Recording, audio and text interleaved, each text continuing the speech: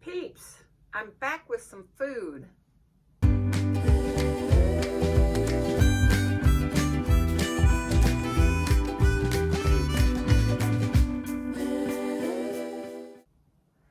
If you watched last week, I did the zesty mini crackers. Now there's recipes out there for the big crackers, but this was this was one I took the zesty crackers recipe and modified it for minis, because you can't, unless you bought like 3 boxes of minis, the other one is just too greasy. But I thought I would show you this week what we like to eat with our crackers. Yes, I make them up periodically, and it's usually when we're having a soup of some sort. And this time we are doing a Chik'n corn chowder, and I will show you me making it and then be right back.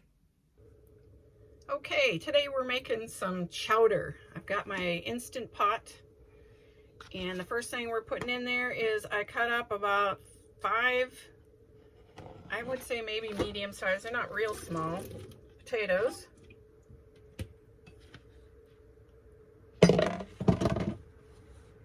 And we're putting in a can of corn.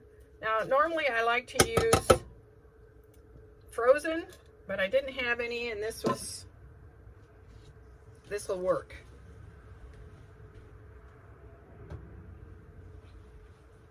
Okay, we're putting in 4 cups of chicken broth. And in case you don't remember, I make up my own. I already put 2 cups of hot water in. This is 2 more cups. And I put approximately, I got my measuring cup, and it's about not quite a tablespoon per cup.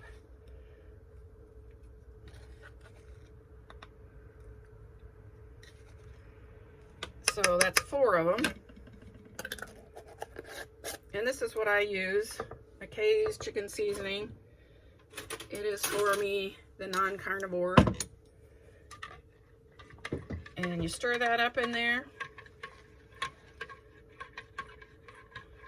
Then you have, like I said, I already had 2 cups in there of water. So now we've got 4 cups of water in there. We're going to add some seasonings. I've got another measuring, and I'm going to put 1 teaspoon of garlic powder in. And we're going to slide this up. This is my favorite kind of teaspoons for a small camper. We're going to move it up to 1/2 teaspoon here. And we are going to put 1/2 teaspoon of salt.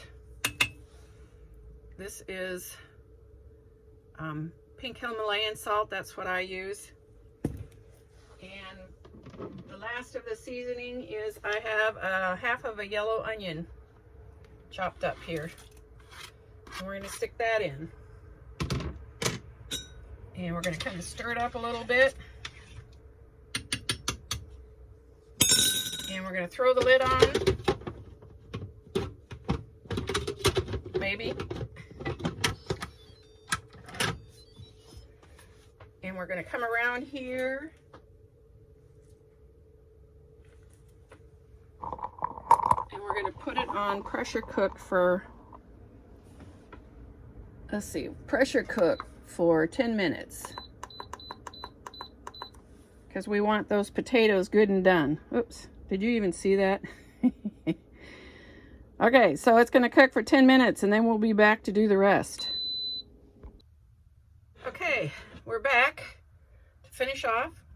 I have a cup of 1/2 and 1/2 with 5 tablespoons of cornstarch. This is the cornstarch I use. And this is just a thing of 1/2 and 1/2 from our local store. You can use cream, you can use milk, depending on you. Now I also add some, these are Gardein chicken strips. I've got 1/2 bag of them here. And I cut them up in bite-sized pieces. 1/2 bag, and I put a little bit of the chicken seasoning, the McKay's, on it.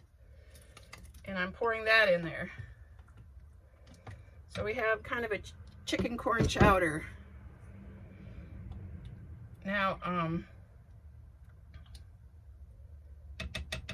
if you want to eat this relatively soon, you have to put this on high for about an hour to let the flavors high pressure, slow cook. Put it on slow cook for an hour. See if I can do this. So we've got slow cook here, high, and you need to do it for at least an hour so the seasonings all get melded in. I'm going to change it to medium for 8 hours because we're going to eat it tonight. But if you're going to eat it as soon as possible, you need to cook it on slow for an hour so all the flavors meld. But that's it.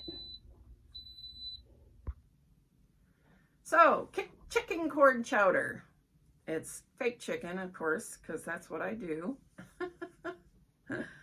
And we really like it. I did serve it with the crackers. I just took the whole bowl of crackers over there and they ate what they wanted. And if you saw on my bowl, there was lined up there, and I just did that for the picture. But the corn chowder, you can make it with or without the chicken. I put the chicken in because there's really no protein. It's a lot of starch, and if you're diabetic like my spousal unit, he needs to have protein with it. So I stick the chicken in. You can do it either way, it doesn't matter. But we like the crackers with our soup, and so I make them. But I think I don't know why, but the crackers taste better when they're little ones. And they taste great with this chicken corn chowder, so there is that. What the corn chowder cost me, the chicken corn chowder, the potatoes, it's $2.78 a bag. Those are the golden potatoes.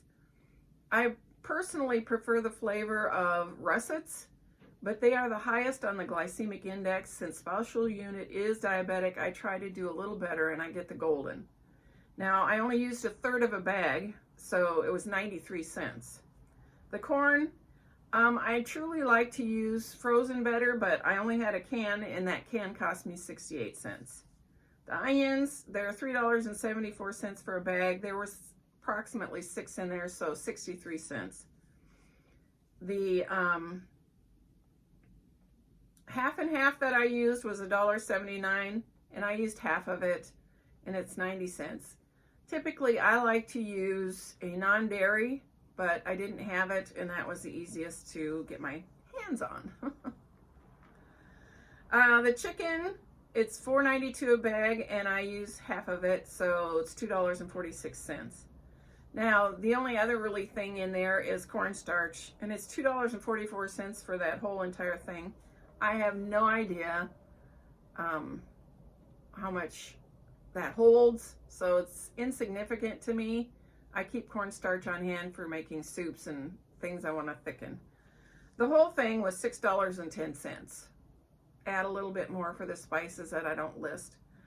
And divided up 6 ways because there's 5 of us that were eating, and then there's usually at least 1 bowl left. And so it's $1.01 each. But the good thing about that, 1 bowl left means spousal unit has lunch for the next day. There is that. Anyways, so that's my cooking for this week. I hope this finds you absolutely flamazing. Stay blessed. Until next time.